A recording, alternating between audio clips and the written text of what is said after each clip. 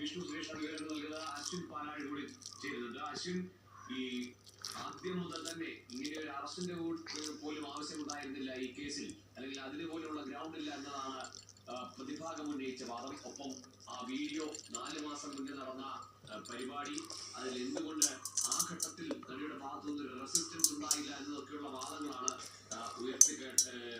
പ്രതിഭാഗം ഉയർത്തിയത്.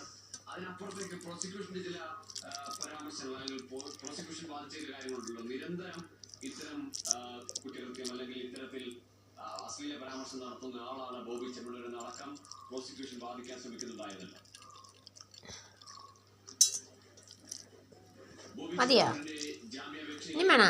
ഉച്ചയ്ക്ക് ശേഷം സമയത്തിനകം വീഡിയോ കൂടി പരിശോധിച്ച ശേഷമായിരിക്കും വരിക.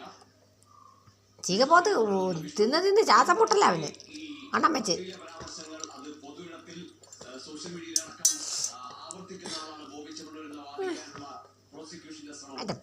കാര്യങ്ങൾ ചൂണ്ടിക്കാട്ടിയായിരുന്നു.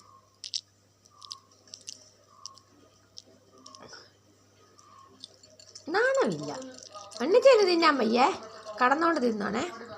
അവിയൽ വേണോ? അവിയൽ തരട്ടെ മോനെ.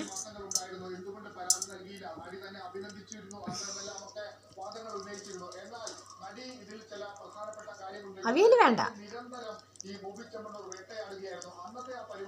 എടുക്കാനാ തിന്നു. ഇച്ചിരി മത്തി, മുള്ളു വേണ്ട, മുള്ളേ തൊണ്ടേ പോ. പാവമ്മേ. ഓക്കെ, നെടിമണി മുണ്ടക്കട, കാരറ്റ്,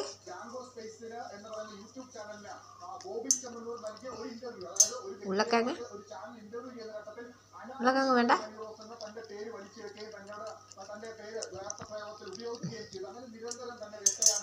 അത്രയേ ഉള്ളൂ. പോയി വെള്ളം കുടിച്ചോ. Okay, done done. അതിനകത്തില്ല, എടുത്ത് നോക്കി തീർന്നു. കണ്ടോ തീർന്നു, കണ്ടോ തീർന്നു.